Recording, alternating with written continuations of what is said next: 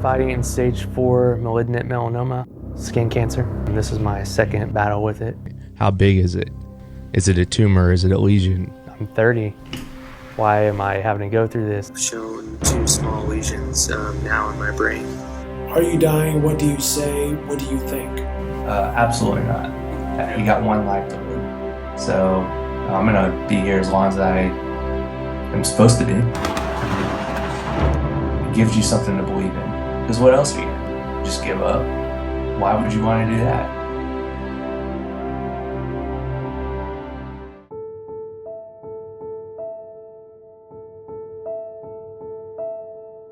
I'm 30. Why am I having to go through this? This is a disease that you experience when you're older. And all of a sudden I'm sad for no reason, I don't know why. And it's because of the adrenal insufficiency, not anything to do with me. So I'm like, man, how am I gonna win this battle if I don't have my own mind? The one thing I needed, because I was so positive from the beginning. I'm gonna win this, I'm gonna beat this, and then it all started going downhill. Currently fighting stage 4 malignant melanoma, skin cancer, and this is my second battle with it. So I first had to go around with it in 2009 and beat it, and now I'm back, and it showed its ugly head again, having to fight it again.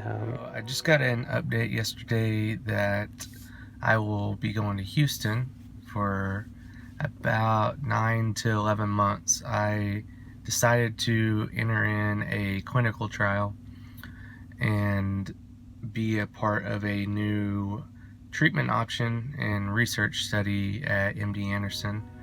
Say 5 months into the fight, and I've had it removed. I've done 3 treatments, and I'm about to start treatment again. 13 doses over the next 6 months.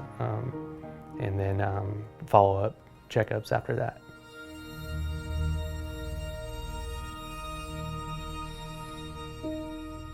Actually, melanoma is the number 1 cancer in 18 to 30-year-olds. So what I've come to find out is we think we're invincible at that age. And I remember that thought process, but we're not. And I think going to get checkups is not something that we're accustomed to at that time in our lives. So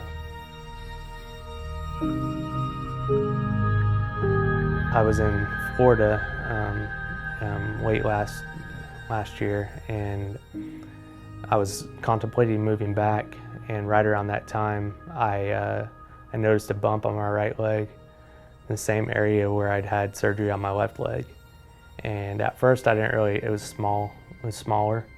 It started to grow. I moved back to Tulsa and ended up going to see my oncologist, and he saw it. He thought I was just there for a checkup, and I was like, I got something on my leg that I'm a little worried about. And his face just dropped, and I was like, oh, you gotta be kidding me. I knew at that moment that he already thought it was, and so we biopsied it with hope that it was benign and, or a cyst or something else, and it came back positive for melanoma. And he asked me if I wanted to get a second opinion at MD Anderson in Houston. I said, you're the doctor. Do you think I have a better chance there? He started filling me in about how great MD Anderson is.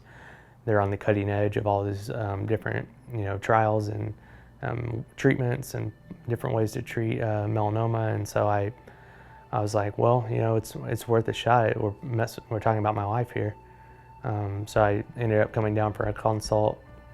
They tested me for a bunch of different things to see if I would be approved for different trials, and actually got approved for an immunotherapy trial that I've been reading a lot about recently, where Sean Parker had just donated a bunch of money to this foundation, and it's been seeing a lot of progression in melanoma treatments.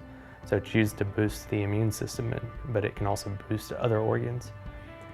I accepted my, the invitation to join the trial, and at that point was trying to figure out how I was going to do the whole thing, and had a couple that I'd met on a trip the previous year that offered me a place to stay.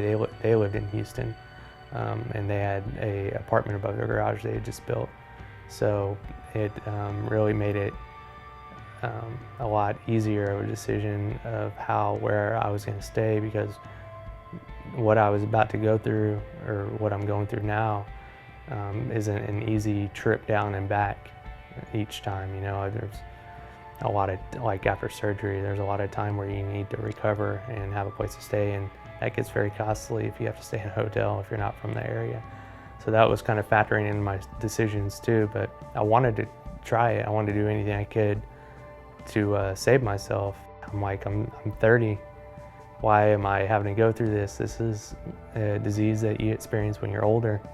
Everybody I pass in the hallway are older. They're sick, and it's depressing, and it just a constant reminder of what I'm going through and up against. So I ended up doing the treatments to start out with, and I was doing great on them.